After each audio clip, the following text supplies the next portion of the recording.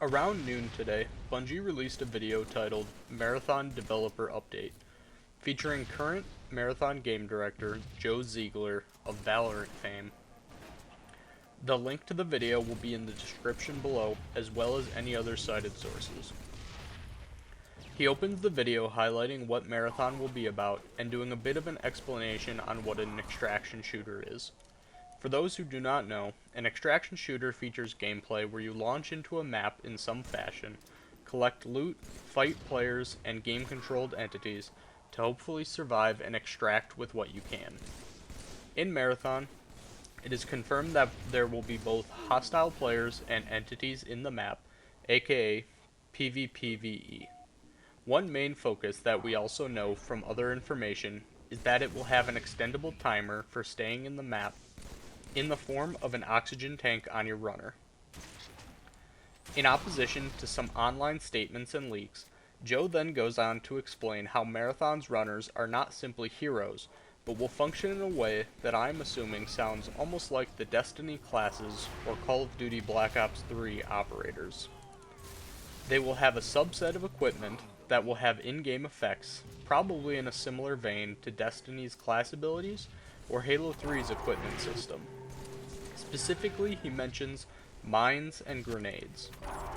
He also noted that gear and equipment will still be the most important component of gameplay.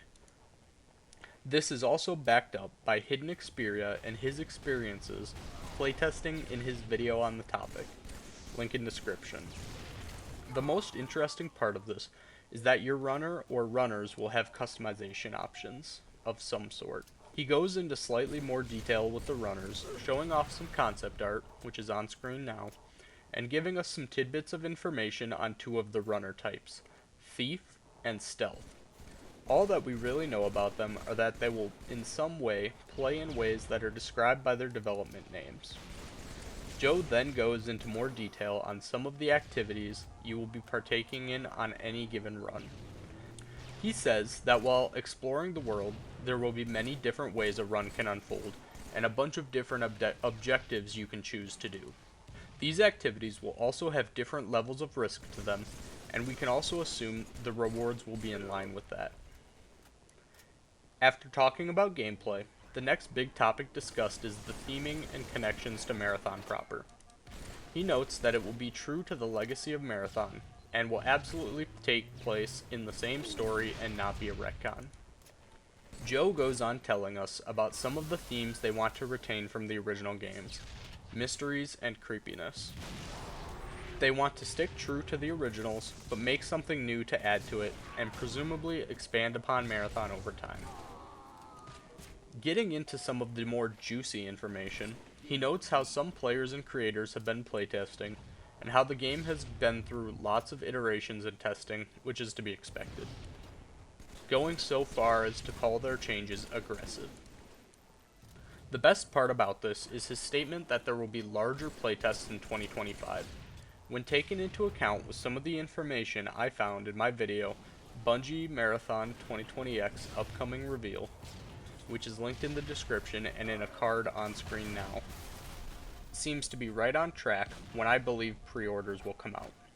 Joe makes some notes on the state of the development process, stating that environments are coming together and he's very excited for them, as well as NPC enemies are getting there. This isn't incredibly descriptive, but it looks like we will have to wait for more details. He also makes a small note about how many of the other parts of the game are also moving along.